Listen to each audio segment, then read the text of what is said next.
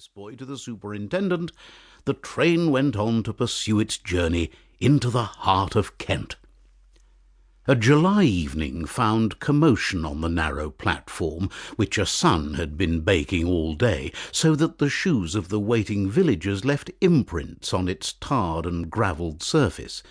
The office boy, big with importance and glad to show authority in the presence of a long-limbed, freckled-faced girl who stood back near to the bed of geraniums, ordered them to stand back and go higher up, and to come lower down, all in the way of a bustling dog controlling a flock of sheep.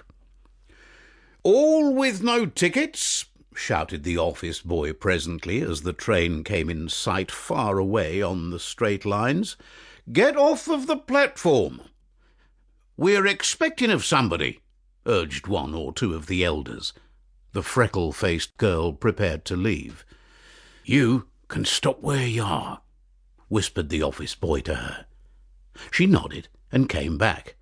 "All the rest, get down there by the signal box and wait," he ordered authoritatively.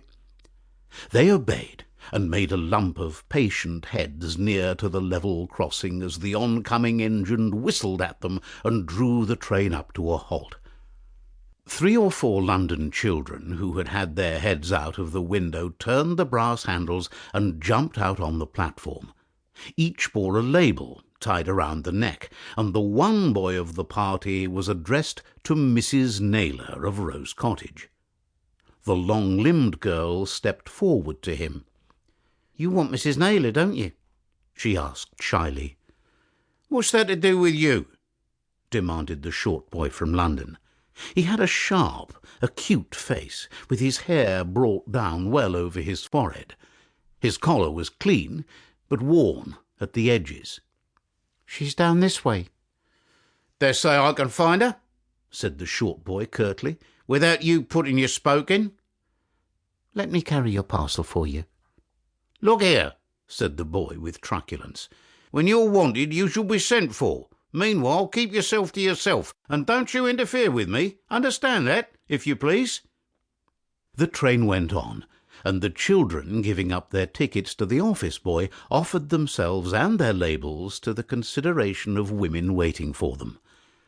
A hard-faced, middle-aged woman took the short boy, and, catching his hand sharply, took him over the level crossing without a word, the long-limbed girl following at a space of a few yards.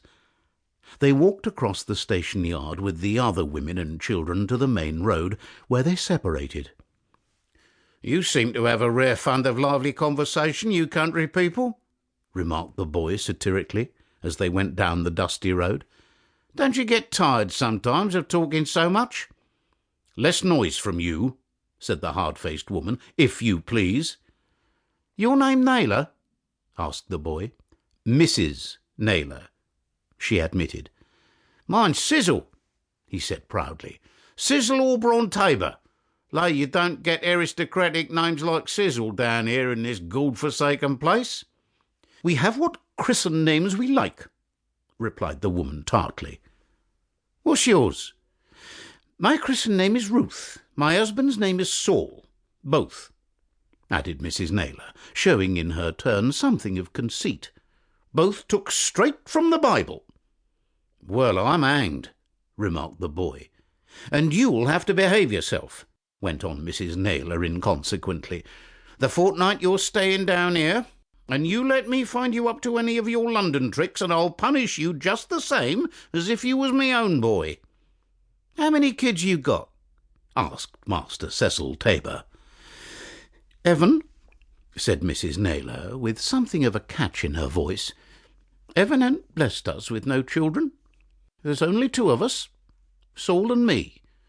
"You're a juggins," remarked the boy, "to worry about that. There's plenty of youngsters up in Red Cross Street, where I come from. I reckon anyone could buy as many as they like there for about 3 a penny." "This is where we live," said Mrs. Naylor. "Come around here to the back." "Good night, Sarah Ann," the girl responded. "Why not go in the front door?" asked the boy. "Because it ain't Sunday," she replied curtly. "Give your shoes a brush with this base broom."